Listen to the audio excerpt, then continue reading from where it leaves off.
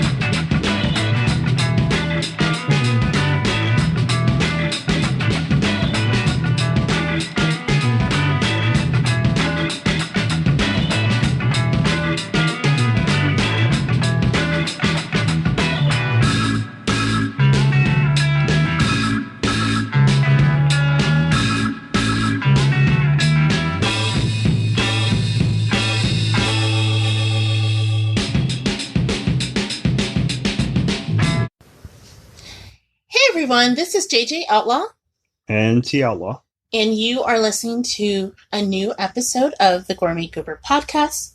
You can always find me, JJ Outlaw, like always, on the Twitter machines.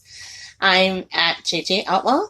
You can always find me on Instagram at Gourmet Goober. And as always, every week, I'm here with my BFF, that dude, Cubs fan, that dude. Little brother in the corner. Bro in the corner. My hubby and co-host, Tiala. Hi, I'm Tiala. That is who she mentioned before. You can find me on Twitter as such on Twitter. Are you sure? I hope you can. At T Outlaw. And on Instagram at T Outlaw Josie Wells, like the movie. As always, you can find me on Facebook. Well, okay, we have a Facebook page, but to be honest, it's not as active as some of those other platforms. But if you are if you really want to connect to us on Facebook, you can find us at the Gourmet Goober blog, because we started off as a blog. La, la, la. We'll talk a little bit more about that later. Speaking of the blog, you can always find us at thegourmetgoober.com, where you can see old blog posts, new podcast episodes, old recipes, pretty much anything connected to all things Gooberland. As we affectionately call our readers and fans, it'll be there. You can always drop us a line at thegourmetgoober@gmail.com, and you can actually leave us a voicemail. Particularly if you're listening to us on Anchor. So there's a little button you can push and you can say hi and say welcome and just kind of give us your thoughts. So, but be kind. And kind. Yes, please be kind. We're all living in a very difficult world right now. So, please be kind. So this is a very special episode of the Gourmet Goober, and we'll talk a little bit more in the next segment. Where we are celebrating a major milestone for our podcast, which I'm really excited about. But before going to that, we start every podcast talking about the details of our week. Our week is probably like your week. How long have you been working from home now? Like, I've lost count of the days. I think it's been a month for me, just over a month. How about you? Okay. I should know this answer because one of the things I do in sports media involves a daily page of things that are going on starting from the day that sports took a pause. And if my memory is correct, I'm in day 46. Yes. Yeah, because you started working from home even before everything just started going to shit with this coronavirus. And I'm sorry, there's just no other way to say it. No, it's literally been, I want to believe A couple of days before St. Patrick's Day. Yeah, because you unfortunately, Big Daddy, if you're a regular listener to the show, you know that we actually missed an episode because Big Daddy was getting over the flu. And then right around that time, your bosses were like, hey, since you're already working from home, we feel that that whole sheltering in place thing is going to happen here in Illinois. How would you like to do that full time kind of thing for a while? So you've just kind of been here ever since, right? Yes, I know what our walls look like. Yes. And so I have been sheltering in place. I think my last day um, in Chicago working at the nonprofit that I've been in is March the 20th. So, like many of you, I'm probably gotten way better than I've ever thought I would be at Zoom calls. Although, just as a side note, for those people who make Zoom, dude, you need to get on that fake background for people who have Chromebooks and Androids. Because I'm telling you, I've been on Zoom calls where the backgrounds have been totally badass. And I'm like, okay, I just hope that no one sees my cat going crazy behind me. I have to stay really still on my Zoom calls so that no one can see Bit trying to like fight me for the chair. Not all platforms can use a fake background. Did you know that? No, I did not. Yes. So the fake backgrounds right now are for MacBooks and iOS and some Windows big laptops. But I've been using my Zoom on my Android because it's not as effective on my Chromebook, I found out. And yeah, it's kind of annoying.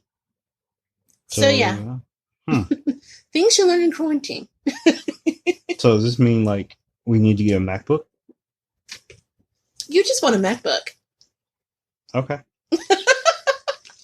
Big Daddy just wants a MacBook.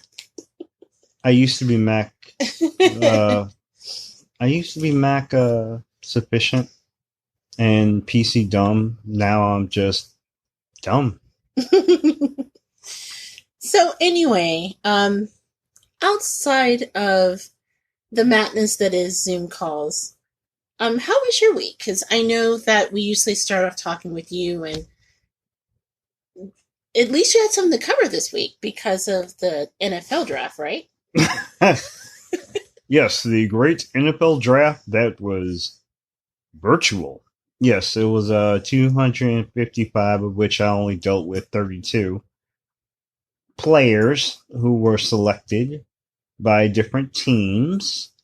And for the most part, I mean, my week was just a hurry up and slow down and wait for things. But for the most part, it was just another quiet week at home.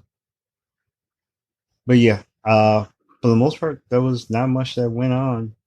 I mean, other than, yes, setting up for the draft and, the constructs of every day leading up to the draft. Like, every day was reading a story about how coaches, GMs, and their families, even the commissioner, all preparing. And I'm under the impression that they were all very edgy about doing, the draft from home or in virtual spots, including the GM who had the IT guy in the Winnebago sitting outside his own house, or the coach who had his wife making pancakes and the daughter doing social media for him. Wait a minute, they were making pancakes? Really? Yeah, at one point the wife was making pancakes for her husband leading up to the draft, and she was also like working the whiteboard while his daughter was doing the social media and helping him out by like with flashcards.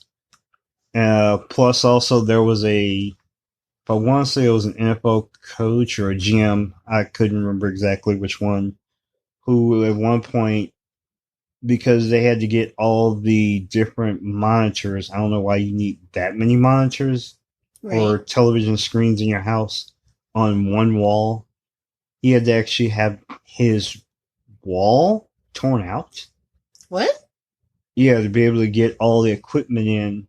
I don't know how small his little basement was, but yeah, you had to take out a wall just to get all the monitors and boards and screens set up for him just to do, I don't know, 7, 8 picks in a 3 day period.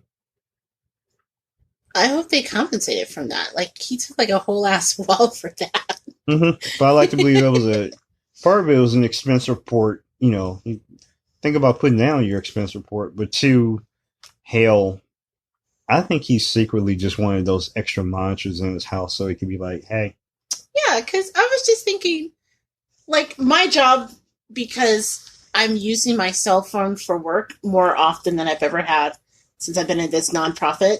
And so I'm excited because I got a memo from our associate director letting us know that we can expense up to $30 monthly for it. And I was like, yes. But I thought I was kind of like getting away with murder being able to do that because, you know, nonprofits are kind of lean and mean. So the fact that they're letting us do that, mm, but to go from that to, yeah, I'm just going to tear out this entire wall and put in this huge ass monitor, and y'all are going to pay for it. I imagine that's kind of a different type of expense report, one I'm not used to writing. no, I'm of the impression that yeah, I should call up, you know, my all my a major superior, sorry, my immediate supervisors and say, hey, so since I'm working from home, I'm gonna need a 92-inch LED screen to be able to see things, even if there's no events that are live. Just so, yeah, just so I can see them. You know, I think we should totally try that. Because, look, hear me out. Yeah, I'm like, you Yeah, can try that. hear me out. Because you work in sports media, right? Mm-hmm. So, like, watching the draft was kind of a thing, right? To be able to report on it and things like that and put it, you know, as part of your job. So, could we technically write part of our cable, like, in that it's like business expense? Like, streaming that? Or like our cable bill?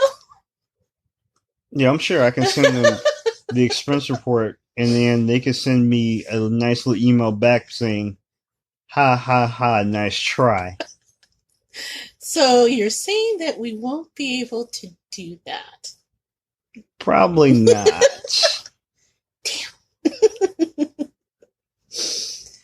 You know, as being home all the time, you know, looking at the budget. Hey, you can't blame a sister for trying. Yes, it was a nice try, but no, it was pretty. No, it won't go that easily. But no, draft was the draft.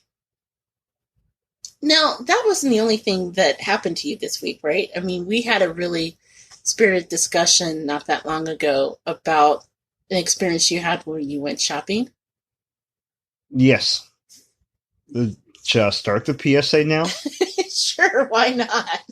Ladies and gentlemen of the global community, this is my PSA. Excuse me while I get up on my soapbox.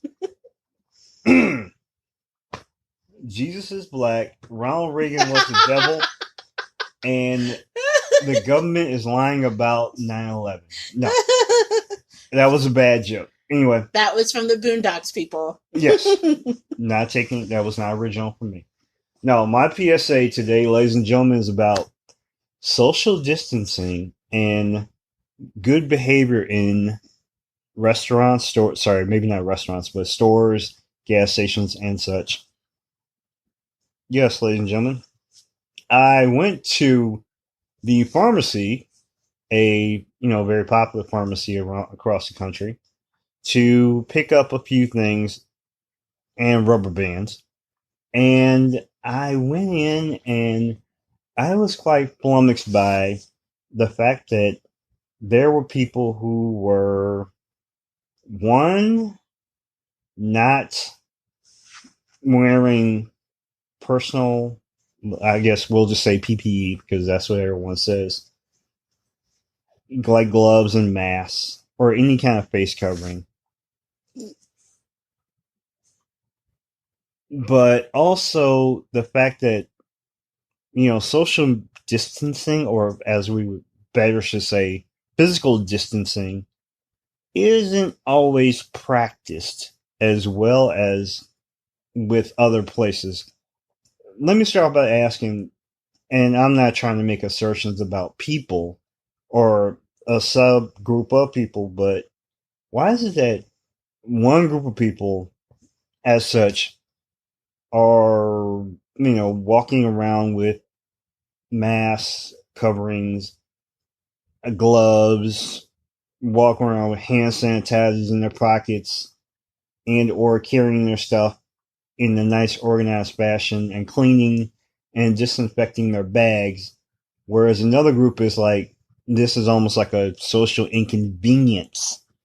That's first and foremost. But two, the fact that I was standing in line in a certain spot, and as you know now, with everything that they are marking the floors to best lay out the distance in which to keep away from each other, to practice as such.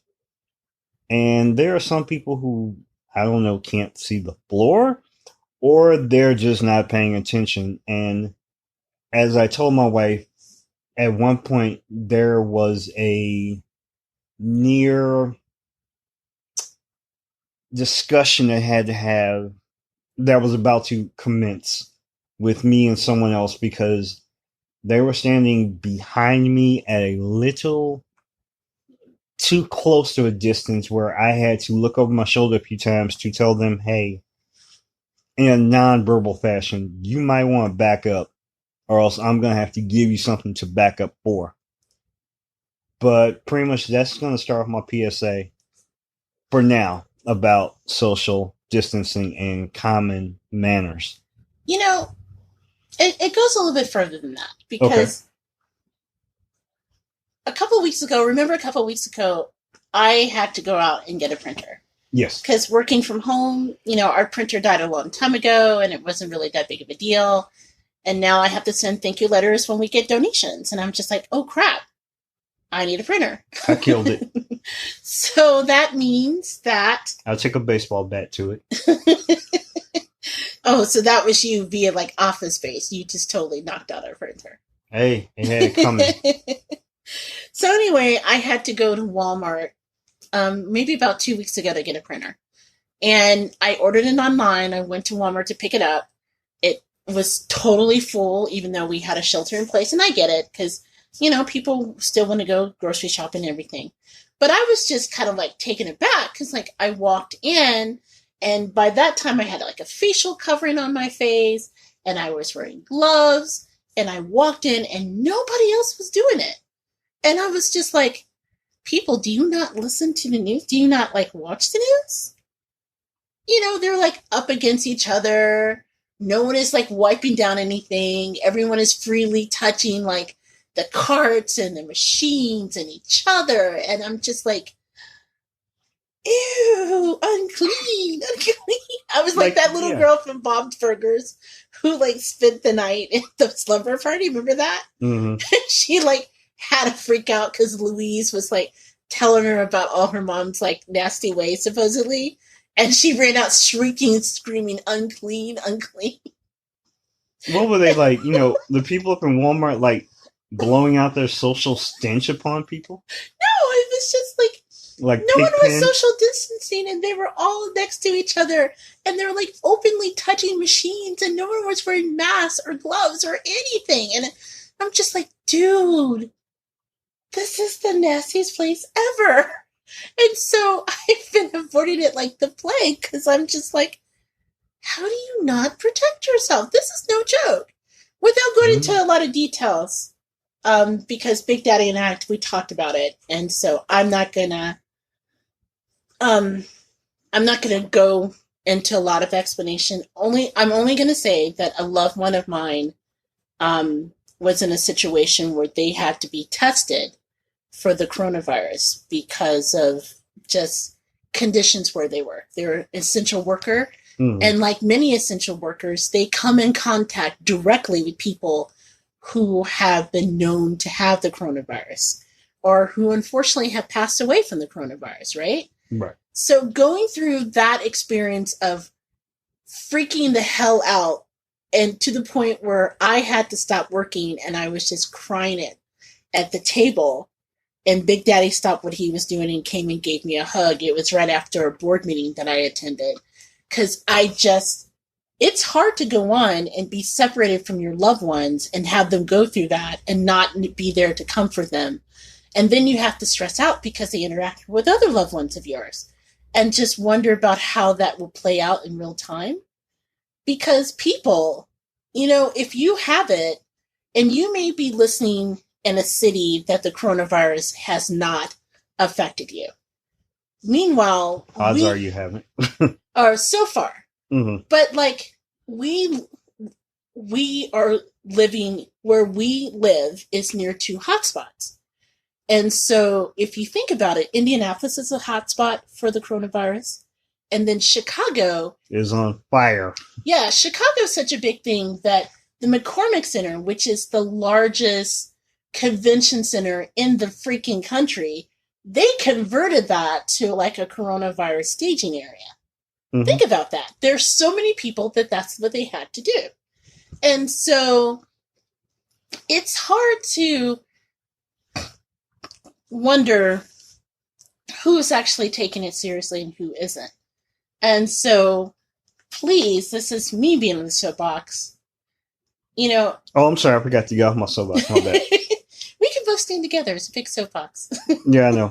I know. As Jennifer JJ over here is talking about all the nice social pig pens. Yes. And I just remember driving home and I was just so overwhelmed. I called my dad and I was like, look, I'm sorry. I just have to say this to somebody.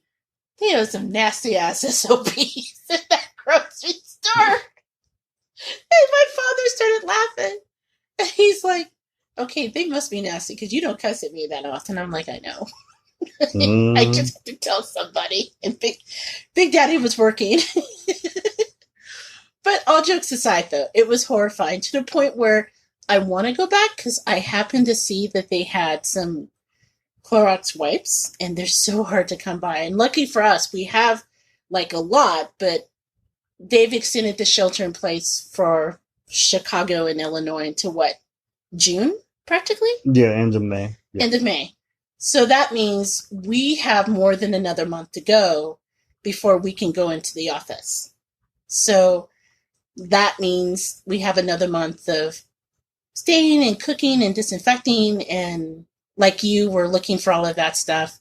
And so I have to weigh, I want to go back, and I know Walmart has it. But then again, I may just have to go in a spray of disinfectant spray, as people approach me. Kind of what was that Chris Rock movie where he runs for president? Oh, Head of State. Right. And Bernie Mac, when he gets off the train and he's smacking everybody, instead of me smacking people, it'll be me Lysoling them as they come by. Just start as you walk past, you would just slapping them with bleach upside the head. It's you will take this sheet. You will take this sheet. You will take a wipe, and you will take a wipe, and you will take a wipe. Don't come within me. And I don't want to sound like I don't want to sound alarmist. Because obviously you have to balance an abundance of caution with you have to go to the grocery store sometime. You just do. Okay, let me take a stab at this. Not everyone has the luxury of being able to order. That is correct. Not everyone has the luxury. But when they say an abundance of caution, since there are people who have pre-existing conditions and or are seniors, don't think about it so much for you. Think about it for them. Right. And because, that's a good point. Yeah, it's the thing, let's use an overabundance of caution. I know, do we need all this stuff? Maybe not. Because, we are still living our lives as normal, but it's not a normal time. So, once again, without completely jumping over the top of the soapbox, just say, at least for right now, let's use an overabundance of caution, and that eventually this will all get back to some semblance of normalcy. Yeah. Please think of others. And I'm glad you brought that up as far as, people may have weakened immune systems and things like that, because that was a real eye opener again, having to venture out on the few times that we did leave the house. I mean, luckily we were able to get food and stuff delivered to us and we ordered groceries, but occasionally we had no choice and we had to go out, and just being mindful of what that means for other people and just watching that was a real thing. I don't know if I've ever talked about. I may have talked about this in the previous podcast, but you know how it is watching, African Americans like me go out in public with a mask on Oh my god, so that, and okay, looking that like was challenging. Desperado. Yes. That's a real thing. Oh yes, people like me, going up in stores with a mask on. Oh, I'm sure the people who aren't like working are probably everyone's following me around. I'm like Even more so than normal. yeah, I'm like the mother duck, mother goose, with all the little chicks following behind. They're probably following me around every time. Like, hi, can I help you with anything? No. No, yes, but yes, wearing the covering over my face is a little. It makes me a little self conscious. I have to admit, on those occasions where I've gone, it depends on where I go. If I go to like our local Family Dollar, where everyone knows me, it's a little hood store kind of thing, I don't feel as self conscious. But like when I went to like Strack and Van Til that one time that we both went, Mm. and we were both wearing facial covering, and no one else, hardly anyone else in the store was, not even the employees. Although I've heard since then that they are putting the facial covering on their employees, which is good because those people work at the grocery store. They're truly doing the Lord's work. Sure. But yeah, when walking in there was a couple times that going down the aisle and seeing other people who weren't wearing any protective gear at all, and they're looking at me, I do feel like, okay, I wonder if they just know I'm just here to get asparagus and not to rob the place. Or maybe getting asparagus and still robbing the place. I gotta have my options now. That is true. I mean, technically I could do that, but odds are I'm not going to. Although I have to say it is kind of a bummer because you know how much I love grocery shopping, and it's kind of robbed the joy of it. The Gourmet Goober loves grocery shopping. It's sort of like my thing. I don't know why. I've always loved it. I've talked about it in previous podcasts. It's sort of like a quiet obsession. Not so much anymore.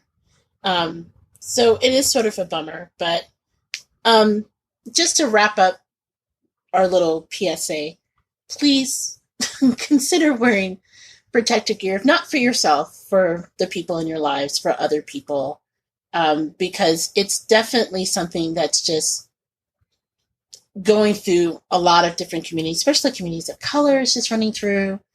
And yeah, protect yourself. No. Are you? No. Definitely protect yourself and be kind. Rewind. Back up. Stay away from me. I'm telling you, the COVID-19 thing, this She was isn't a like joke. right there. She was right there. And I mean, she was wearing a mask, but at the same time. And the thing is, there were little spots on the floor to tell you where to stand, and she still refused to do it. I don't know if she refused or whether she really was not paying attention. Although, to be fair, she did apologize and said she hadn't been out of the house in a while.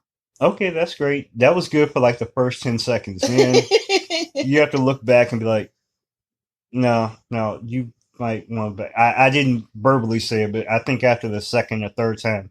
You gave her the mean mug. Yeah, I had to turn my head and kind of give her the desperado look. She finally got the hint, but no. I'm telling you, the COVID thing is serious because now we're at the point where like cats are getting it, and not just regular cats, but like bodega cats. It's serious when the bodega cats are getting COVID-19. This is real, and we gotta keep it real. And also like to give a shout out to all the bodegas in NY and other places. We praying for you. We trying to keep all uplifted. Okay. Well, speaking of my week, last couple of weeks, as Big Daddy knows, is really challenging. One, as I alluded to earlier in this segment, is having the loved one and waiting to hear for the results and how excruciatingly long it's taken for her to get her results, especially given the lack of testing that is available in our state, as in a lot of states. The other thing is that the nonprofit that I work for, on one hand, we were tremendously blessed and we got a very large donation thanks to a very generous corporate sponsor. And as a result, we had a lot of people reach out to us who wanted to donate. But then we also had some people who reached out to us who needed help. And I was tasked with dealing with both. And particularly the ones that reached out for help, they were people who were experiencing incidents of homelessness and or food insecurity, and just talking to them and just knowing their struggle right now, it's a real thing. And it's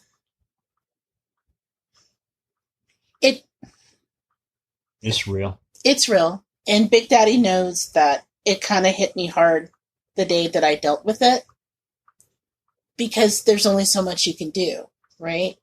And trying to find resources. A lot of nonprofits that are normally there to help people, they have been really hard hit for funding. And it's hard to reach out to someone and they know that they want to help, but right now they have barely enough for themselves and they have to turn away. Luckily, I think I was able to connect them with an older organization that I used to work with. I still have great relationships with, and they were able to steer me in the right direction. But to have someone tell you how long it's been since they've had a meal, it's really gut-wrenching. And it's kind of, makes a reminder of how fortunate we are. Because, again, yeah, we joke about, certain things and going to the grocery store. But for the most part, as I mentioned in previous podcasts, we haven't really had to deal with that. But there are places around the country, even now, where I saw right before we started recording, where there's disruptions to the supply chain because there's a lot of shortages. Even in our state where we live, there was a Tyson food plant that closed down because of COVID. The Indiana pork producer. I don't know if you heard that. They're closing temporarily because of COVID. In South Dakota, there is a huge closure for the Smithville plant because there's a huge outbreak in many of these places. Oh my God. Because think about it. Oh God. I'm going without bacon. Okay, first of all, we got plenty of pork in our deep freezer. We're fine. We're fine. There's just the two of us. We don't need to eat all that bacon. We're okay. Bacon. Bacon makes everything good. Actually, that is not true, because we had that conversation. What was it that I suggested adding with bacon, and you're like, bacon can't help that? There are a lot of things that you suggested. Sometimes bacon doesn't always have to go with mayonnaise, but okay, first or of all, cottage cheese or whatever. But I would never pair bacon with mayonnaise or, oh my God, cottage cheese. You know how I feel about that. Mm-hmm. Cottage cheese is something that started off to be something else and gave up. It's kind of like the cheese version of tapioca. Yes. No.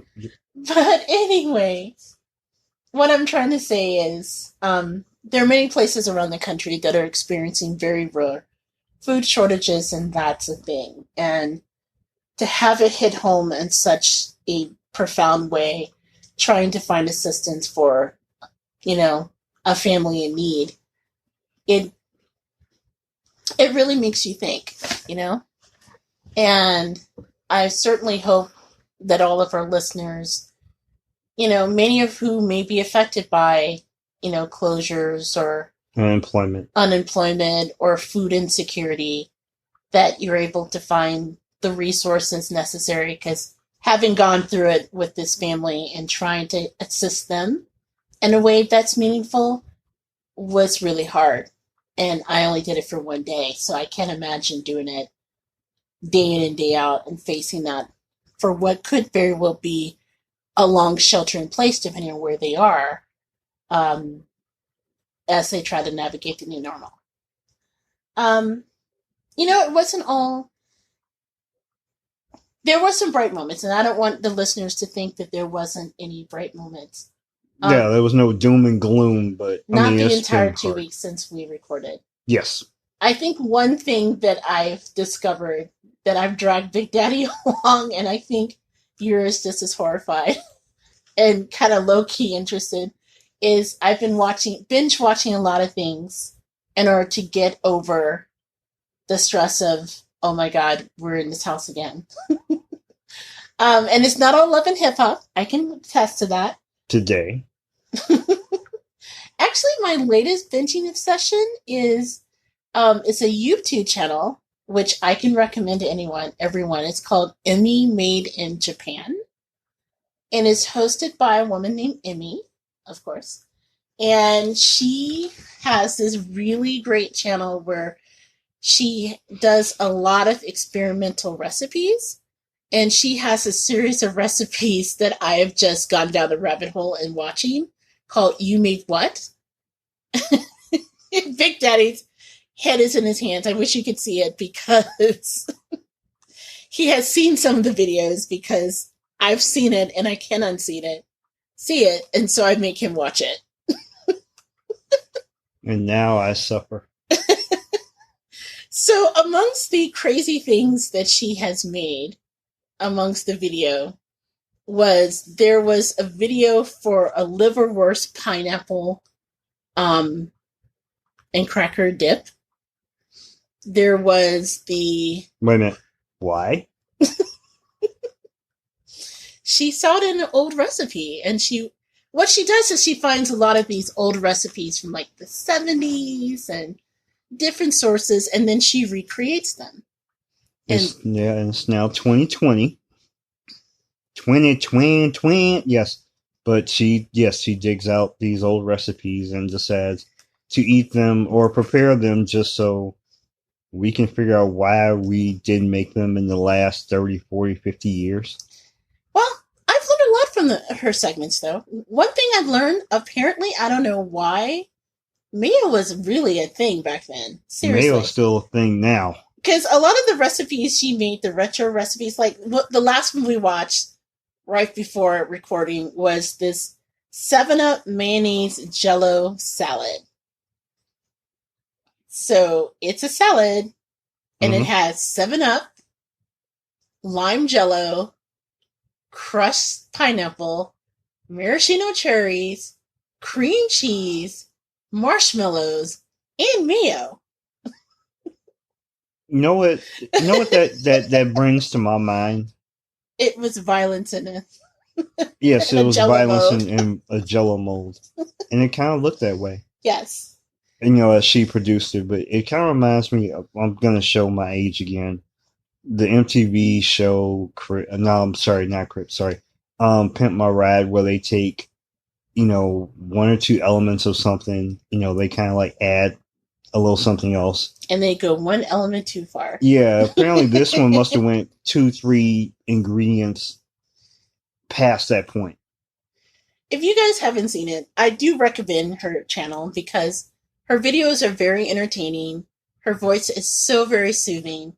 She does other things besides the retro recipes, by the way. And a lot of the recipes she does is actually really good. Mm-hmm. But for me, I'm obsessed with the retro recipes because they are horrifying.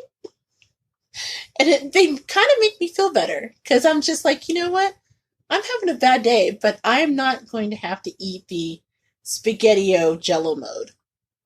You know what? I will give her this. It's not even so much the preparation of these said creations. I think it's more the fact that she tastes them after she creates them, just so we can have a journal. And I like to believe that the opinion that she gives is genuine. And she is honest. She'll just say, hey, this is not my favorite thing to eat. No. Yes. Even though I now, after listening to you, I tend to wonder if she has a spit bucket to the side of said table after she creates this and tries it. I wondered that too, but it seems like she really does try it. I think Emmy does at least try it in earnest. But again, for those who are listening, and maybe if you could just send us an email or tweet us or just let us know, why do so many of these recipes have mayo in it? Why? Why do some of these recipes so many of these recipes have mayo? Like, I would have been, that one 7-Up recipe, it probably would have been okay if you just stopped at the cream cheese. Mm-hmm. But it was the cream cheese and the marshmallows and the mayo that it was just like the Pimp by Right. It was just one additive too far. Or 2 or 3. And bless her heart, like she goes for it. Like that one Jello mold, first of all, it took her 10 minutes to get it out of the mold. Yes. I think that was God's way of saying, no, you really shouldn't try this. The ancestors were holding it in. The ancestors were trying to protect you, Emmy. Mm. But when she did it, I mean, she went for it. She just totally tried it. And she was just like, okay, this is not my favorite. And I can totally smell the mayonnaise. Let's try it without the maraschino cherry. Wasn't much better without it. But I think she actually does try it as opposed to a lot of cooks. One big bucket right to the side of the table. So if you want to see the joy of some of the just absolute batshit crazy things that she has made, like the crown roasts of Frankfurters, circa of Weight Watchers 1969, you can go and check out our channel. It's Emmy Made in Japan. I am a new fan. I have to say, being home and trying to get my mind off of difficult things and the umpteenth grant that I'm writing, to be able to watch that channel has been a great comfort to me. So, yay, Emmy. Yes. So, I think that wraps up our How Was Our Week segment of the podcast. So, we're going to take a quick break, and when we return, it's party time as we celebrate a major milestone for the Gourmet Goober podcast. You are listening to the Gourmet Goober, and we will be right back.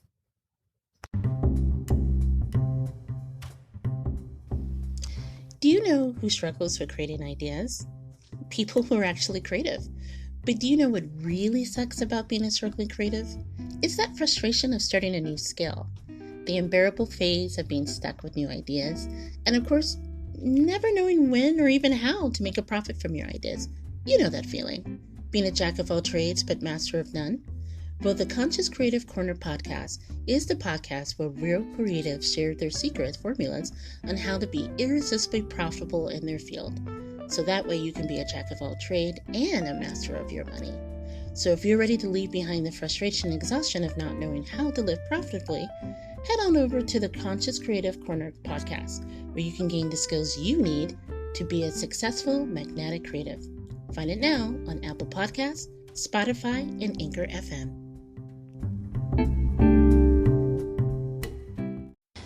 Hey everybody, we are back. This is JJ. And Tiala. And you are listening to the Gourmet Goober podcast. And this is normally the segment that we dedicate to What's Eating Us, where we talk about foodie and pop culture. However, this week is a little different because Woo! It's our birthday! It's our birthday. Give us a little something for our birthday. Oh, where the party at? Where'd that come from? I don't know. We were joking about how to start off this segment, right? We at one point we were just we could play the beginning of In the Club, from 50 Cent. Yeah. Where he's like, it's your birthday. It's party like it's your birthday. And then we thought, 50 likes to sue people. Yeah. 50 sues people for any amount of small reasons. So we're a really little podcast. Yeah, we don't want to catch the smoke. Yeah, we figured that was probably not the best idea. Mm-hmm. But that said, we wanted to celebrate a huge milestone for the Gourmet Goober podcast.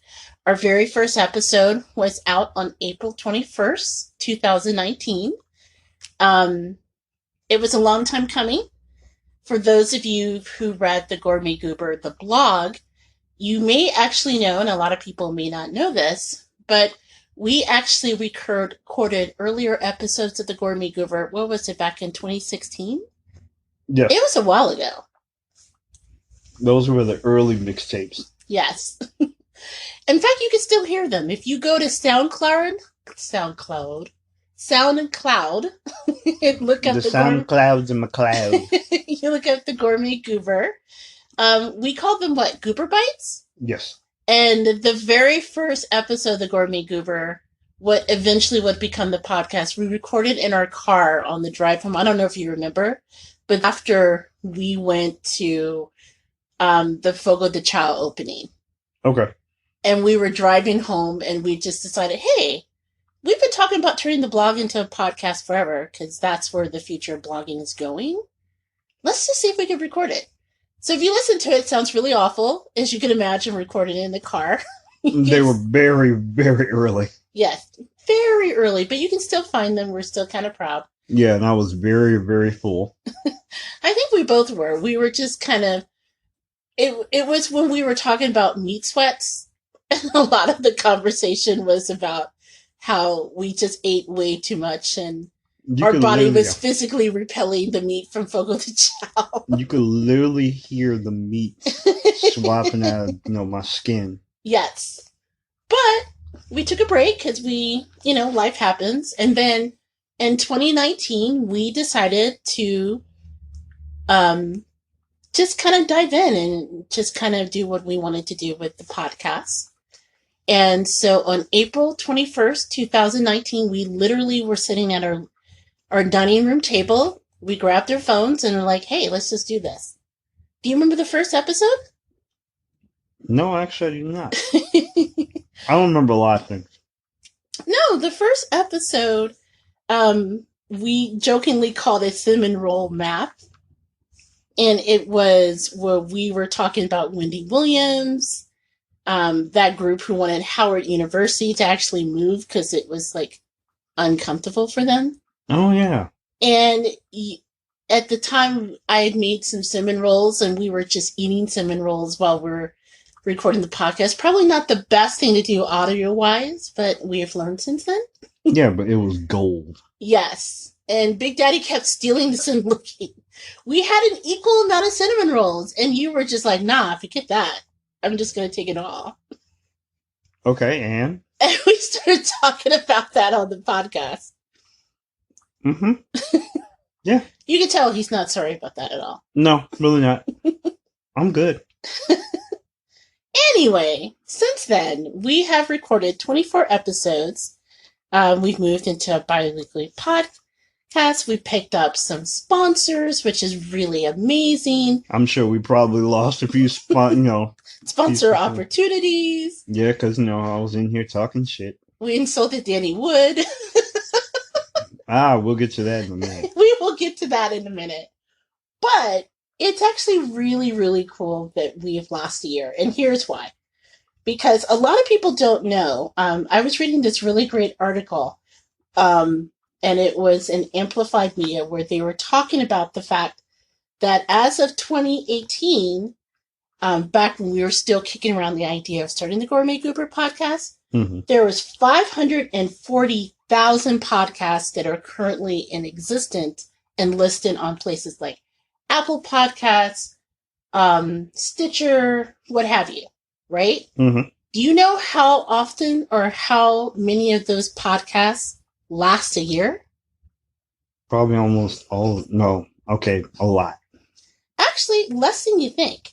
Okay. And as a matter of fact, more than 90% of the podcasts, I'm looking at this quote, sorry. So in a 90-day period, only 20% of the podcasts produce an episode after a year. And as a Really? matter of fact, the average length of a podcast before people give up on it is 7 episodes. So they only get through 7 episodes, and then they're like, They're okay, like, we want out. screw this, man, we're out. So the fact that we made it past to number 8, let alone 24 episodes, is amazing. I'm a survivor. I'm not gonna. Oh, wait a minute. I forgot. Yeah, I can't pay Beyonce them sues checks. too. So let's not sing that. But there's even a word for it. It's called pod fading. And so pod fading is a common occurrence.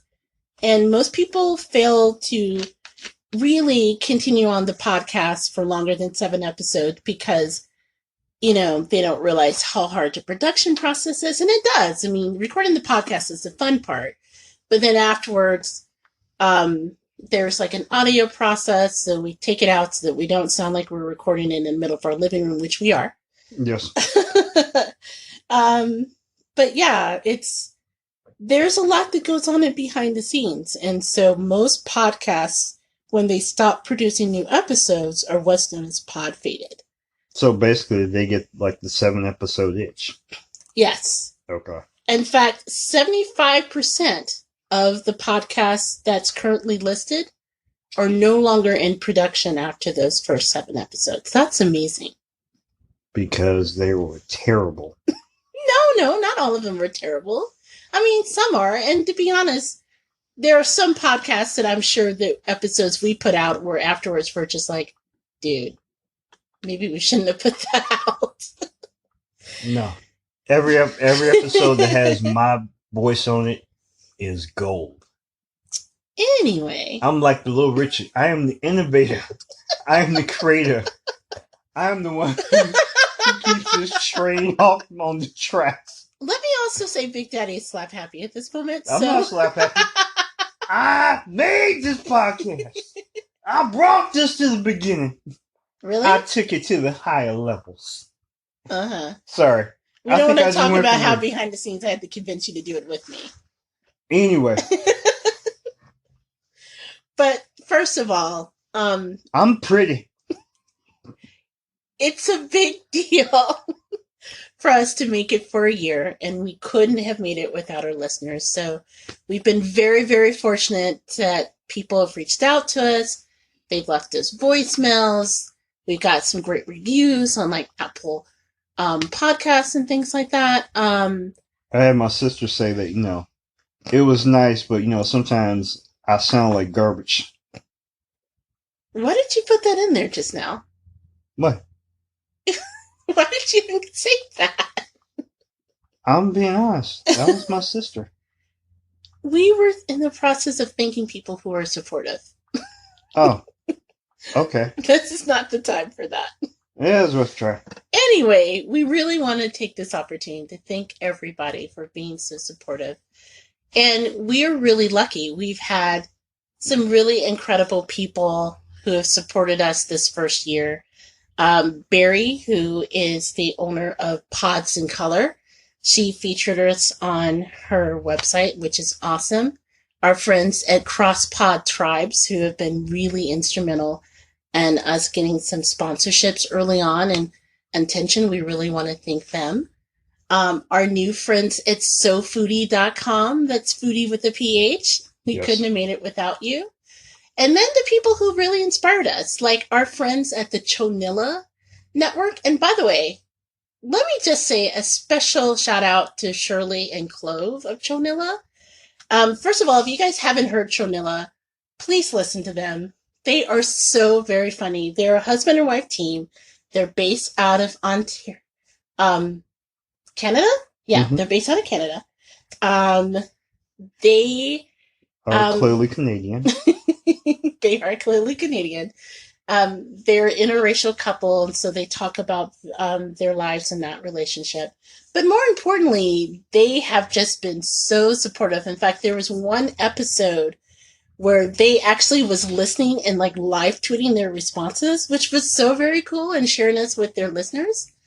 There are people who have inspired us, like Leslie Mack and Drew of the Interracial Podcast, the Interracial John podcast, who, just as a side note, is now part of the Chonilla Network. Okay. So yay to them. And they've just been a big inspiration for us. Another podcast that I was listening to and kind of gave us the kick in the pants we need to start our own was Rod and Karen of the Black Guy Who Tips podcast. Yes, they're amazing. If you guys haven't heard their podcast, please listen to them. And then the incredible people who just gave us shouts out and encouragements along the way. So Dre, the host of Sports Day with Dre Day. Okay. He is amazing. He gave us some shout outs during International Women's Day and just been so supportive. And we really, really love you guys. So thank you so much for that. And just some interesting things, because I was just thinking, wow, 24 episodes, which doesn't seem like a lot until you think about there's 52 weeks a year. So we pretty much stuck to our bi-weekly episodes, although life came at us hard last year. I mean, if you think about it, all the stuff that happened in a year, like me being in the hospital. Yes. Us losing Baraboo. The dog. Gosh, me starting a new job in the middle of all of that. The coronavirus stuff that happened. Mm-hmm. Yeah, it's just been a crazy, crazy year. But in the midst of all that, we put out some content that we're really proud of. And just to kind of give you some really cool things that I've learned and taken a look back as we prepared for our birthday episode. The demographics. So believe it or not, we put out 24 episodes of the Gourmet Goober podcast. We actually have listeners in 11 countries. 11 countries. Yes, including the United Arab the UAE, Canada, the UK, and Germany. Okay. We actually have listeners in the Philippines, which I think is really, really cool as well. I am shocked. Actually, our biggest group of international listeners is actually in London. So, hey, like London, England? Yes. So you're saying it's possible that Princess Kate and Prince William are listening to us right now? Well, I'd like to imagine and think that they're down with us. So yeah, that they're definitely part of it. She probably thinks that Idris Elba is listening at this moment. You know what? I personally would like to think that Idris is part of our listening party, especially since I've mentioned in one of our episodes that he's gumbo worthy. So maybe that just got to him. Maybe he just knows that. Yeah, okay. We also have listeners in Mexico, in France. We actually just picked up Chile. We have listeners in Chile and Spain. So that's really exciting, the fact that people around the world are listening to this little Chicago-based podcast. That's kind of crazy. Been around the world, nah, yeah. Actually, you want to know something that's really funny? Because when we first started, we were just thinking, okay, no one else but our friends and family are going to listen to our podcast. Yes. So it's just going to be in the geographic locations, just going to be the little areas that we know of. Mm-hmm. So the idea that we have international listeners really blow my mind consistently that we do.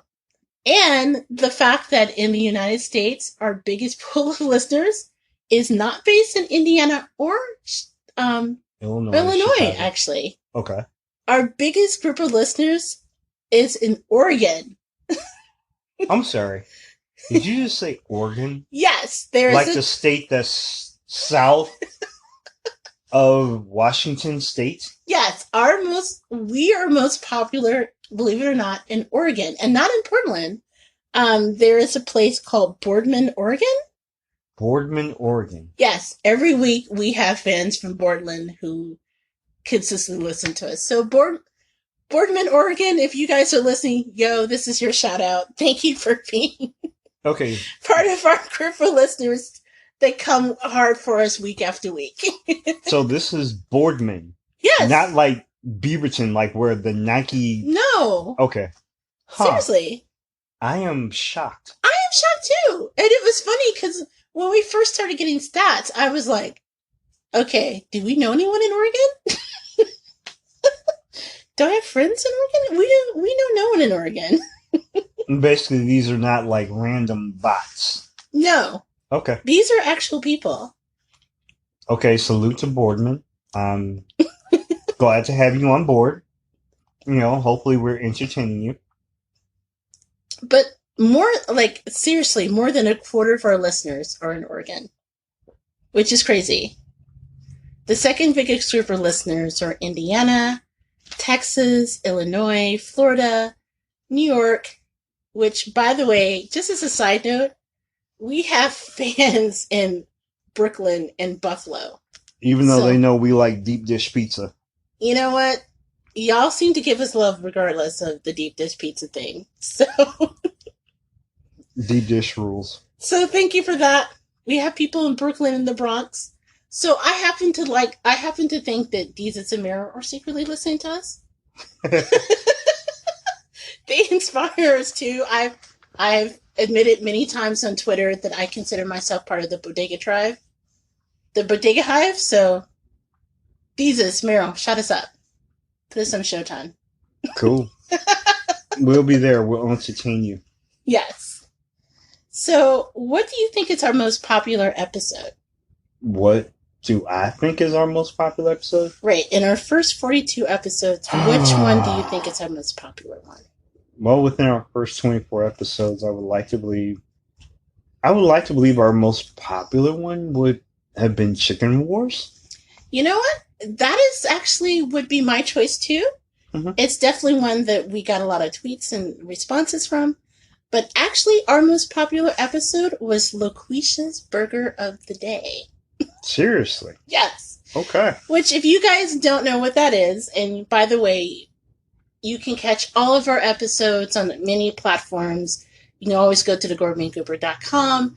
If you go to anchor.fm/gourmetgooper, because Anchor, which, by the way, just a side note, has been an incredible partner for us. Thank you, Anchor.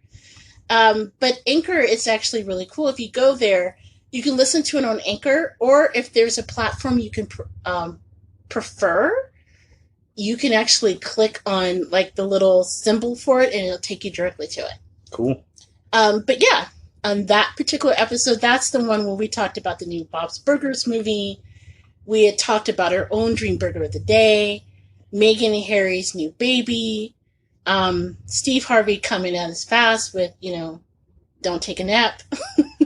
Don't take a nap, Steve. That's actually one of the first times that we shared the best thing that we ate that week, which, by the way, was Season's Restaurant, which I still stand behind it. They are incredible and serve some really good Cajun and Creole style food. And we called it LaQuisha Burgers of the Day because remember that horrible movie, Lucretia, where it was like that white man who pretended like he was a black woman? On the radio or whatever. And like had all the stereotypes you could ever imagine and how he did that. I always wondered, did that movie make the light of day? Did it actually see the theaters? I'm not really sure, but I was on Amazon the other day, mm-hmm. and I was a little horrified because it actually recommended it for me. Which is hilarious because I'm convinced that Amazon Prime thinks the only thing I watch are like black exploit movies and horror movies. Because you laugh every time I go on Amazon, the recommended list, because it's always like some ridiculous slasher movie from the 80s or something. Mm-hmm. Or like all the different forms of Dolomite. Well, we see who controls the Prime. Hey, you know that you're welcome to watch the Prime. You don't want to watch the Prime. Yeah, because when I go in there, all I see are blaxploitation films and horror movies. You enjoyed some of the horror movies, though. I just wake up to them. No, Chopping Mall. Remember that really bad movie where they had killer robots in the mall? I never said I invited myself to that. It just happened to be on. But anyway. Which, by the way, Chopping Mall, classic. That's all I gotta say. Chopping Mall, garbage. Nonetheless. But that is our most popular episode that we have in terms of listeners, which is kind of interesting. Just curious, which was your favorite episode that we put out so far? My favorite episode so far. Okay. In my opinion, I would. I know I'm gonna break the code. I'm gonna say two. Okay. Okay, straight up and down. One of my first favorites that I guess, and it always has something to do with your family, um, or just visiting your family. I think the first one was, I believe it was deep fried everything after we came back from the Indiana State Fair, Oh, yeah. and we partook of all that lovely food, and we ate a lot of deep fried things that we probably are still suffering from Pretty much. now. But I definitely remember part of that is my discussion about how your brothers and sister and parents were very adamant that I tried Long's Donuts and went through the process. Yes. That okay. Deep fried everything. Which, by the way, if you wanted to go to the episode, it was released on August 19th, 2019. Mm-hmm. But that was actually one of my favorites too. And it's funny because part of the reason why it's my favorite is because my family kind of got involved with the whole Long's Donuts, which, again, if you guys have not had Long's Donuts, best glazed donuts in the entire freaking world. But the beauty of Long's Donuts is that, well, I don't even know if they're open now during the crisis. I hope they are. That's just who I hope they are. Because you have to wait in line for them. You just can't, like, drive up to Long's Donuts or just walk in. No, everyone waits in line. You wait your turn. They only accept cash. And as my younger brother put it, it's the anticipation of the donut that makes it taste so good. So the idea that they had to put you through your paces and then watch you eat the donut, which freaked you out, Yes. that was great. That was like the greatest thing ever. Was the very percent, and the fact that I believe it was the glazed donut that I partook of, even though like the one with sprinkles was easily my favorite. I think it was the glazed donut in which I had to eat and then give my opinion of, and give the right opinion first and foremost.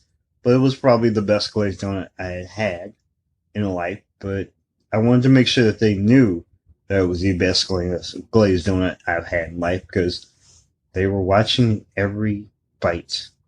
I'd have to say, honestly, speaking as someone who knows my family well, they would probably worry about you if you didn't say that. Yes, they would very much be worried. But anyway, no, the other episode was, I believe it was the first one of the year, of this calendar year, after we came back from Christmas break. And I believe it was called Prince Harold's Chicken. Oh, yeah. You know, because, you know, me love chicken. And it definitely involved, I think it had, of course, had something to do with Prince Harry and Meghan Markle, who, you know, are my compatriots now, and, you know, being in, now here in California. They have to come to Chicago. They do have to come to Chicago. They have to partake of the good food. Because, you know, we like to welcome our people. You know, they down with us now. But no, my favorite part of that was, yeah, definitely Prince Harry and Meghan to the chicken of Harold's Chicken. But more importantly, it was because I had this epic rant. That's right, ladies and gentlemen.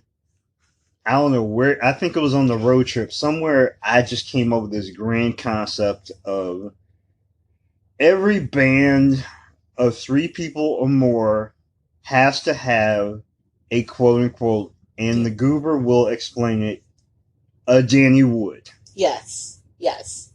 So the Prince Harold's Chicken actually came out on January 13th, 2020. So you can catch that episode. Unless you're Mr. Danny Wood, then we're deeply sorry. He's still coming to kick my ass. So where that comes from is Big Daddy and I, we were having a conversation. And it was the road trip driving home from Indianapolis. It was going to and back. Yes.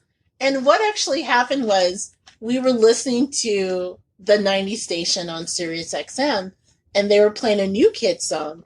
And I had told him, very honestly, that when I was a teenager growing up in Indianapolis and the new kids were a big thing, everyone had a crush on every single new kid on the block except for Danny Wood. No one was a Danny Wood stan. Absolutely no one. It was just kind of sad. You know, when we had our spirit day and we all wore our new kids on a block gear, no one had Danny Wood gear on. His poster wasn't in anyone's locker. Danny was just there. And Big Daddy came up with this theory about how every group of three or more has a Danny Wood. Yes. And it was actually amazing. We were able to figure out almost with mathematical precision who was the Danny Wood in each group. Yes, through the level of attrition in every group, whether it be boy band, girl group, just a group of old men hanging out, even if it's like the Rolling Stones, off the top of my head, I couldn't tell you which one was Danny Wood, except could it be Ron Wood? I don't know. But nonetheless, every group has a Danny Wood. Yeah. Every group has a Danny Wood. So, our apologies to Danny Wood. Although, to be fair, that was just how it played out, man. I mean, and even now, as an adult, watching, like, when Danny was, like, on Wahlburgers and stuff, I was like, ooh. Even now, man, we would not. Danny would be the last pick from the playground. Wait, hold on. I think I see Danny. Danny Wood at the door. Definitely Danny Wood's coming down the hallway. We have to hold on there. And I have to say, Danny Wood is a big, muscular dude. So let me not meet him in the dark alley. He may not like this. Is he bringing the rest of the new kids to fight with him? Then I'm good. But seriously, oof. That's unfortunate. Mm-hmm. You got to give Marky Mark in that bunch. Cause...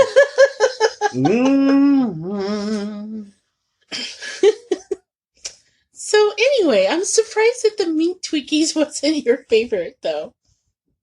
Even though Meat Twinkies, as corn dogs are apt to be, my favorite food for fun. Meat Twinkies are corn dogs, people, in case you're wondering. Yes. We like Meat Twinkies. For some reason, yeah. Those two episodes are probably my favorite. Well, it was hard for me to choose my favorite, but if I had to narrow it down to two, and I'm going to go with two since you got to go with two. One of my favorite ones was one of the first episodes we did, the one back in May 4th of 2019, the Hood Snacks Assemble. Okay.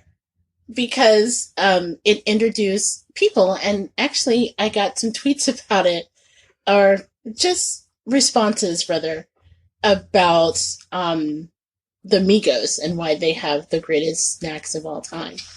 And if you don't know what a hood snack is, again, a hood snack is... How would you describe a hood snack?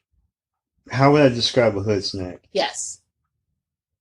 In every general grocery store in everyone's random region, neighborhood, there are these little food items that you're not going to find everywhere in the country. Matter of fact, you may not even find it everywhere in your city.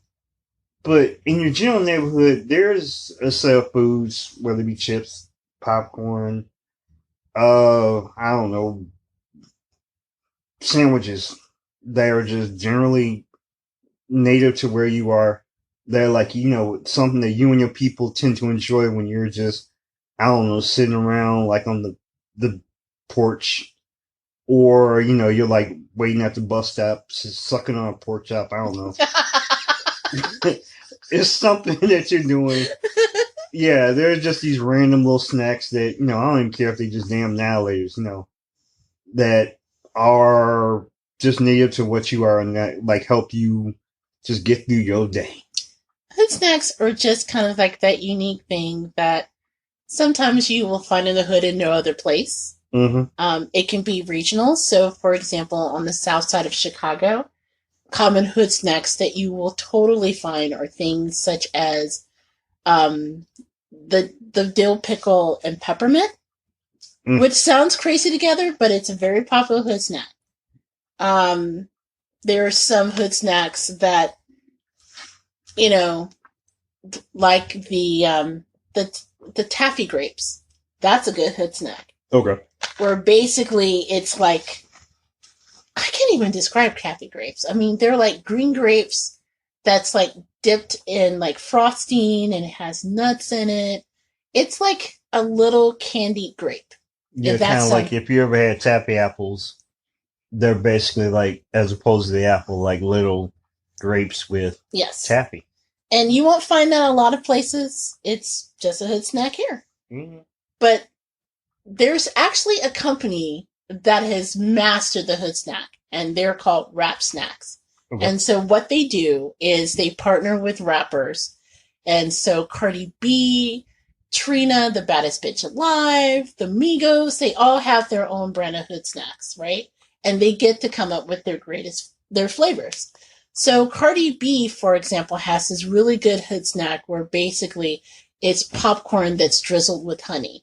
Or Trina, oh my God. Trina, girl, if you're listening, your hood snack is like off the hook because her rap snack are like potato chips, barbecue potato chips with like honeydew melon, which sounds insane, but it's like hella good. But the Migos, God bless them, have created the greatest hood snack of all time because all of their rap snacks have a dab of ranch dressing. And this basic ass Hoosier girl that I am, understand the magic that is ranch dressing, so the Migos gets me. She's signified there, ladies and gentlemen. Yes, I am. So I was one of my favorites because, of course, we talked about the Avengers Endgame and our adventures to get to the cinema. We talked about Taylor Swift's Miocella. We had a really great discussion about John Singleton and Christoph St. John and saying goodbye to them. And then also we introduced the world, if you've not yet already discovered it, for the Migos Hood Snacks. Yes. And then my second favorite episode, I would have to say, and it's a tough one, but it's actually the Smells Like Chicken episode that we had earlier this year. Smells like chicken. That's when we talked about our All-Star weekend. And I got to share a crazy story where I was actually invited to a party after the world's worst Lyft driver ride, hosted by none other than Bishop Don Magic Juan. And if you don't know who he is, I suggest you get the Google. And the resulting conversation, having to tell Big Daddy, hey, so a former pimp turned reverend wants me to go party with him. Snoop's little buddy. That conversation in hindsight probably shouldn't have happened the way it did. No, it really shouldn't.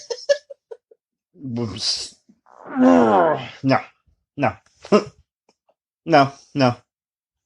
Computer says no. Come on. It was really cool, though, because we also talked about our time at All-Star Weekend, including our amazing time at Harold's Chicken in the middle of the evening. Very, very, almost, I think it was the coldest night in the city of Chicago up to that point. Yes. Why did we have Arctic Blast right when All-Star Weekend started? That was insane. Yeah, I got warmer, every day after that. But yeah, that day it was like 5 degrees outside. And we're standing outside because we can't catch a bus or a lift. And we're in the middle of a Harold's Chicken with 50 other brothers and sisters waiting to get a couple of pieces of chicken. That was a truly Chicago moment, and I treasure it. Yes, with the music playing at 110 decibels. You can't get more Chicago than that moment. Yeah, no one can hear anyone. To the point where we were asking each other, what number do you have? Yeah. We're ready to trade numbers. Number 3 to number 17 to number 80. And they're jumping all around, but they are literally, I'm thinking we were in a little confinement area of I think it was 13 by 13 and there was 56. I'm I don't know what the capacity of this room was, But there was like 50, 60 people in this room, and this was just like the entryway from the, from the door, and we're all waiting on chicken. At 11 o'clock at night.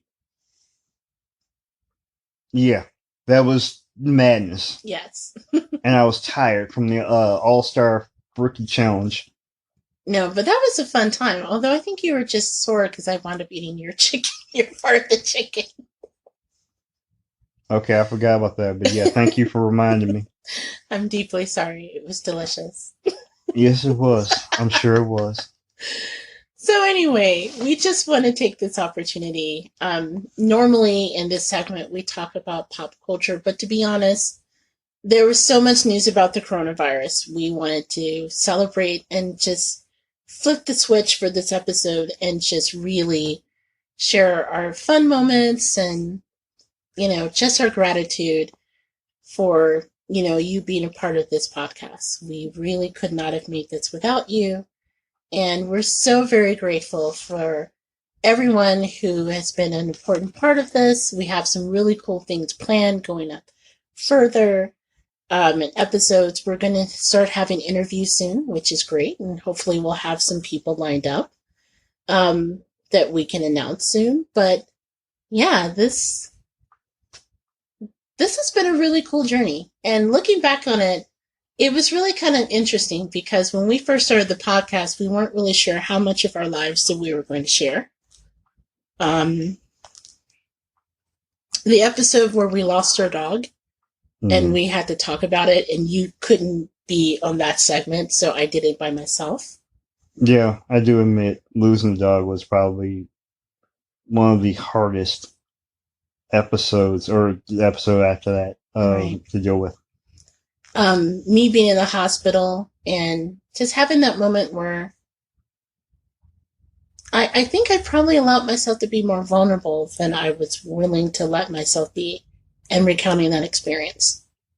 And just discussing about whether or not, before we produced the episode, was it something that we wanted to share? And we decided to do it because, one, it's something that we thought we wanted to call attention to, especially given the loss of John Singleton and how important it is for you to watch your health and things like that. True. Two, because I wanted to say thank you again to the great people at Methodist Hospitals who took such good care of me. But three, looking back on that too, I don't know. It was a moment I didn't think that I would share with anyone, and to share it with all the listeners about, that first moment when I was by myself and you weren't there, and I really wanted you to be there to advocate for me. It's really been interesting being able to share our lives the way that we did this past year. Yeah. With everyone. And as I know that the world is down in a different space because, our lives look different, and, for many of us, not all of us, but many of us are sheltered in place in the grocery store situation, and just everything looks different, right? We're really grateful to have the connection we have with our listeners. And we wanted to do this segment because, one, it kind of gave us something more to talk about than the coronavirus this week. Because, not everything is foodie and pop culture. But two, I'm just really grateful for everyone and allowing us to share this part of our lives with you. And we don't share everything, because I'm a big believer, even when I was a blogger, when I was a freelance writer, I got offers to do things where we would share more of our personal lives. And I'm a big believer that once you put it out there, you don't own it anymore. It belongs to everyone else. Okay. But yeah, this has been a really cool experience. And I'm so glad that, Big Daddy was here to share it with me, and we were able to produce something that's meaningful. Yes. The best way I can encapsulate this little journey that we're on with the Gourmet Gover through 24 episodes, this being the 25th, is to start from the beginning. This is like my ghost of past, present, and future. This podcast to me was a chance for the Goober and I to bond as husband and wife, to do other things. This is a reminder. Take my medicine. Hi. And Alexa. Yes, this is a thing. This is a thing. Hold on. This is a reminder. Alexa. Take my... Stop. You know what? I'm going to leave that in the podcast because this is a reminder that this is for life. I like how the echo talked during my part. Sorry. Anyway, so, no, the quick and fast, because Alexa took my time, was that this was a journey for the Goober and I to bond with each other, to have a little something to play with since we keep different schedules. Also, for me personally, it was a journey, like a learning experience, because if left to my own devices, I would probably just, go up the street to like Burger King, McDonald's, or like, just make some, I don't know, some random chicken at home, because I'm a very inward type fellow. But I always said to the Goober that this journey was for me to learn about things outside of myself, to be part of the experience of trying foods and talking about foods and pop culture and whatever outside of the shell in which I keep. And that's what this journey has been so far. I will say, like, all these restaurants or all these little different creations that have come from this probably weren't going to be on my list well before I started this, but being on the journey was probably like the coolest part of this, is trying different things and saying, hey, I like this, or hey, maybe what I'm hearing is junk, but I'll try it anyway because it's opening my mind and going, and I hope to go into the future by, as you said, with interviews, talking to people, trying things that are way, way outside my comfort zone, but at the same time be willing to say that, no matter what happens, I'm still not going vegan unless somebody completely forces me to. But I'll be willing to say that my mind is continuously always willing to be open, and the people who are listening to this podcast or will possibly soon be listening to this podcast will be willing to give their input and help us along, because we all hope to grow as a people from this and hope to do cool things. But I'm just here to enjoy this party and keep this going. So that's me. Well, I also just wanted to, just in closing, wrapping things up for the segment, is wanted to thank everyone who we've met along the way. The incredible restaurants we had a chance to feature, and the best thing we ate, and the people who work there, the patrons. I've really learned a lot, and it's been but we had a chance to meet some just really great food creators and really great restaurants, and I would invite everyone who listens, first of all, if there's an episode that we have talked about, definitely go back and check them out and relive them again. We had a chance to kind of relive them ourselves before we recorded this segment, so it was kind of a fun trip down memory lane. But also, I'm really proud of the opportunity, and I would encourage you to check out the liner notes, because as we get back to normal, and hopefully we will get to a point where normal will be a thing, we'll be able to experience restaurants and that communal part of eating, and we'll be able to do that again. A lot of these restaurants that we've built relationship with have been full of incredible people, and I'm really happy that we were able to shine a light on the great work that they do.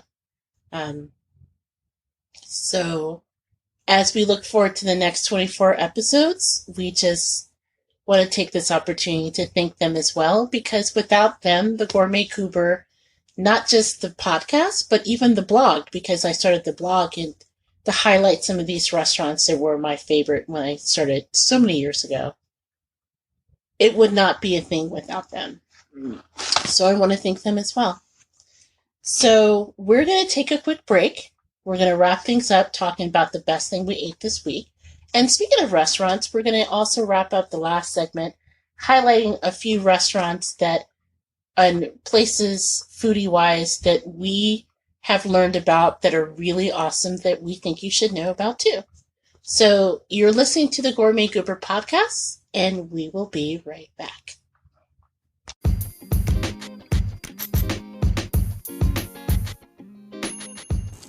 Hey everybody, this is JJ Outlaw, better known as the Gourmet Goober. And have you ever thought about starting your own podcast? When I was trying to get this podcast off the ground, I had a lot of questions like, how do I record an episode? How do I get my show into all those apps that people like to listen to? Hey, how do I even make money from my podcast? Well, the answer to every one of these questions is really simple. Anchor. Anchor is a one-stop shop for recording, hosting, and distributing your podcast. Best of all, it's 100% free and ridiculously easy to use. And now, Anchor can match you with great sponsors who want to advertise in your podcast. This means that you get paid to podcast right away. In fact, that's kind of what I'm doing right now by reading this ad. I love Anchor. It makes it super easy from start to finish. The whole process can be done from the app, from recording to distribution. I just adore it. So if you've always wanted to start a podcast and while making money doing so, just go to anchor.fm/start to join me and the diverse community of podcasters already using Anchor. That's anchor.fm/start. I can't wait to hear your podcast.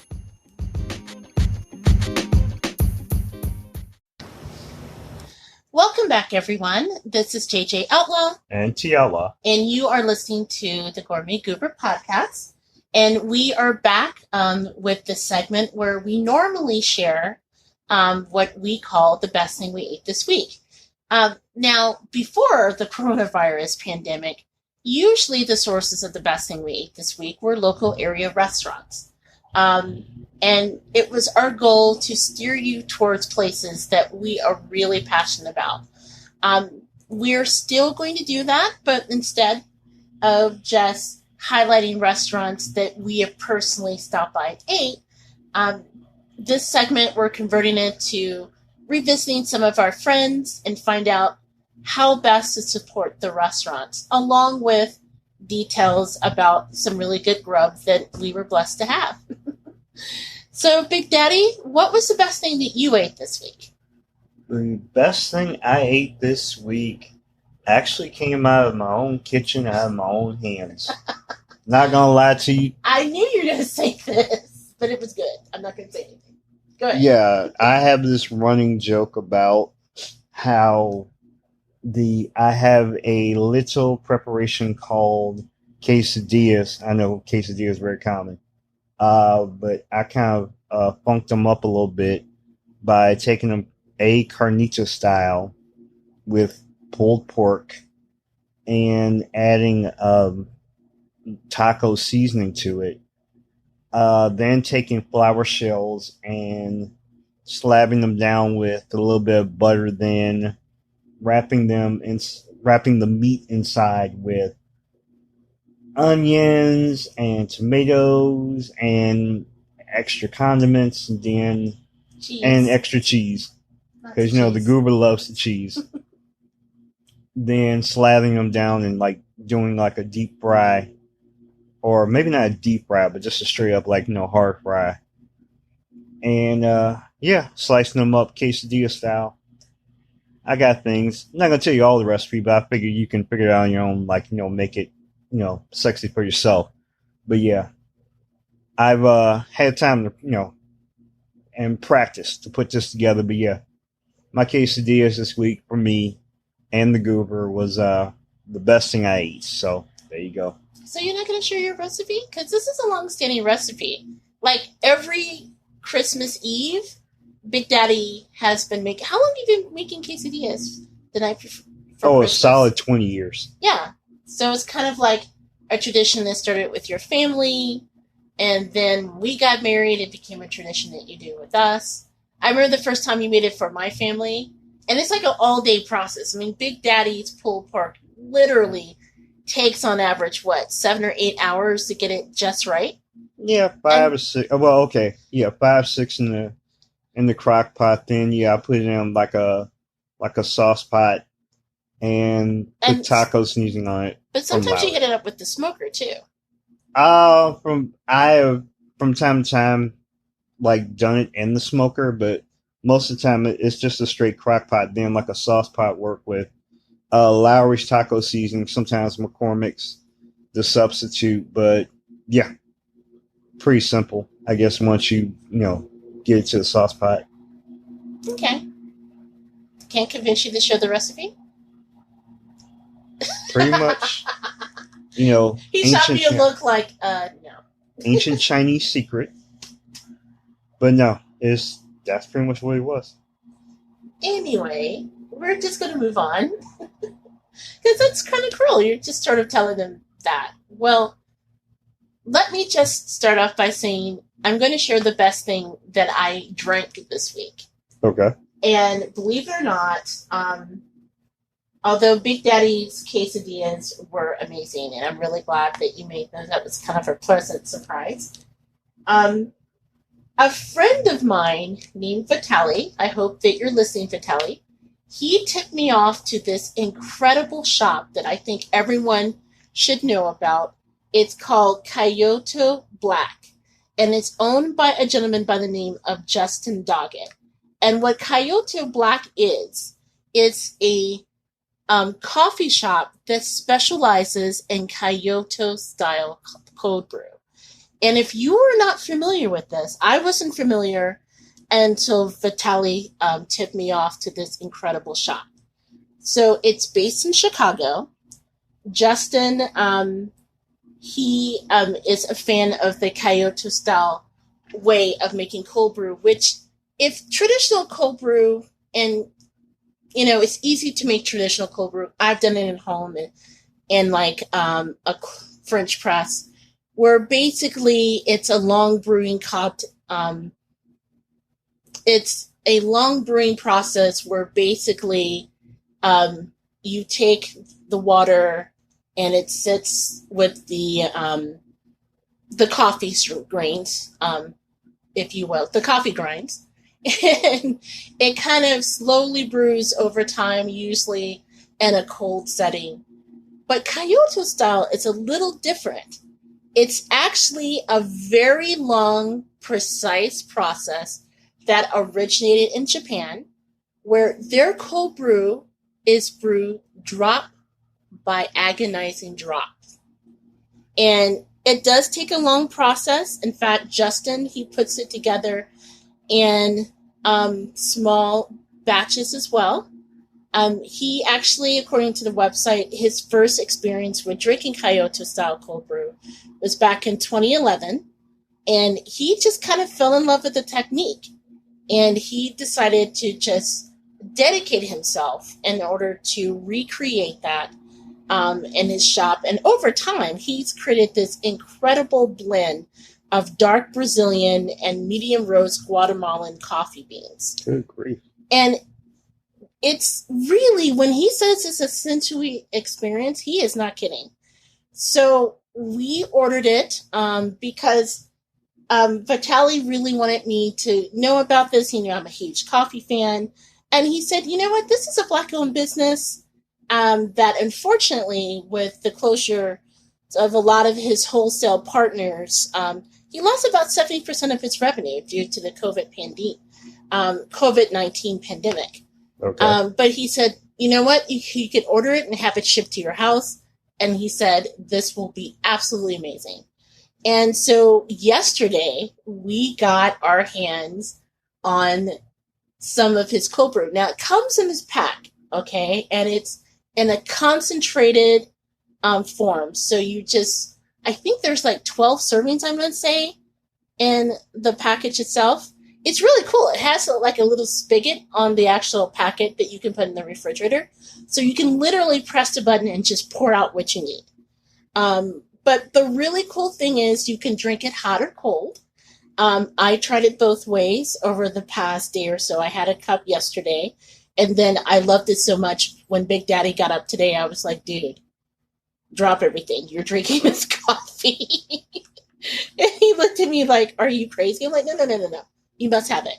Yeah. So the notes themselves are really, really unique. If you can imagine it, the flavor notes on this coffee is kind of like a blend, believe it or not, of shaved dark chocolate, cognac, and stout beer. Now, it's all non-alcoholic, but it's very rich, and the notes are complex, and it hits your nose before you even take a sip. And the sip itself, I swear, you will never have a better tasting cold brew. And I'm a cold food aficionado. I'm a coffee aficionado. Coffee snob. But I have to say, when I tell you guys that this is one of the best cups of coffee that I've ever had, I am not kidding.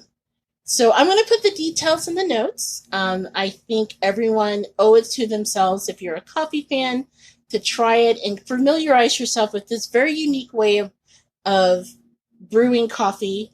And the really cool thing is it's free shipping, which is amazing during this time of year. So it's a great way to support an incredible brand of coffee, a small business owner, but one that really is incredibly great. And the cool thing is you can buy the pouch individually like we did, or if you subscribe, you can subscribe so you get it like once a month or so, and you save 25% off. So if you look to subscribe, that'll be also a really cool way to support Justin. I loved it so much. I emailed him and said, hey, look, we're going to give you a shout out on the podcast. What would you like us to tell our listeners? And so if you're looking to subscribe, it'll be a great way to support him all the more, since a lot of his wholesale partners unfortunately had to shutter.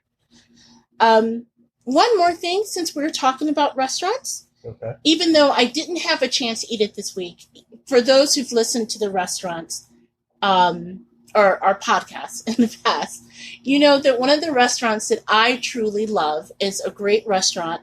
They have different locations, but the one I love specifically is in Wickard Park. It's called Tour Le Jours.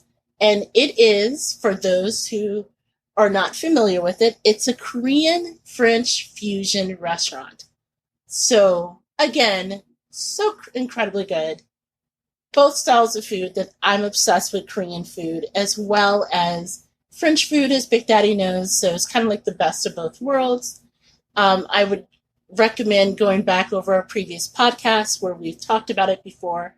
But I had a chance to communicate recently with the head chef over there, and he had told me about this really incredible thing that they're doing. So I wanted to share it with our listeners. Okay. So right now, as in many restaurants, what they are doing is they are still available, although previously you could dine in, you could do curbside pickup, you could do delivery as well, although he gave me a really tip just as a side note. If there's a way you can do curbside pickup with your favorite restaurants as opposed to delivery, definitely do that, because he let me know, as a lot of restaurants have hinted to as well, that when you do delivery with organizations like DoorDash and Grubhub and all of that, although they are a great convenience, in many cases it really severely cuts the bottom line of these restaurants, because so much of it goes to delivery companies and so little actually goes to the restaurant. So first of all, if you love a restaurant, give them a call. See if you can do a curbside. They'll really appreciate it. But back to Tour Le Jours, and what they're doing is so amazing, is they put together packages, and one of the packages they offer is a pastry package. So for every pastry package that you purchase from Tour Le Jours, I know, say that 3 times fast. Tour Le Jours. With pinky finger in there. Yes. They will actually deliver a care package to the wonderful staff at Presence Health at St. Elizabeth's, which is a healthcare facility which, like many of them, are in the battle right now against the COVID-19 virus. And they're right down the street. So it's a great way for you to sample some of their incredible pastry, which I have to say is top-notch. At the same time, you can help those in need and brighten the days of those who are fighting the coronavirus on our behalf. So it's kind of a win-win. I will put details in the show notes as well on how you can get directly in touch with them. And again, if there's any way that you can support the work that they do and still support the restaurant as well, please do so, because they're a worthy organization and their food is top-notch. Okay. Tight. Yes. So this wraps up another episode of the Gourmet Goober podcast. Big Daddy, where can they find you? You can find me on Twitter at TOutlaw. That's TOUTLAW. Yes, I can spell. And on Instagram at TOutlaw Josie Wells. You can find me, JJ Outlaw, at JJ Outlaw on Twitter, at Gourmet Goober on Instagram. Please shoot us a line and let us know how you like the show at thegourmetgoober@gmail.com or visit our website at thegourmetgoober.com. Also, just as a reminder, if you want to support the show, there's many ways you can do so. You can give us a great rating on Apple Podcasts. In fact, we just want to give shout outs to those who gave us a 5-star rating on the show. You can support us by going to gooberswag.com. That's where you can take advantage of our great store and get everything from aprons to mugs to t-shirts and jackets. So, if you're like us, a little bit gourmet and a lot ratchet, you can now wear it on the shirt. Right. You can also find me out in the streets and hand me $1, but, I will not do the truffle shuffle or whatever. That is true. Although make sure to wear gloves and practice social distancing. Yes. So for Big Daddy and I, the Gourmet Goober podcast, until next time, please be safe and happy eating. Happy eating.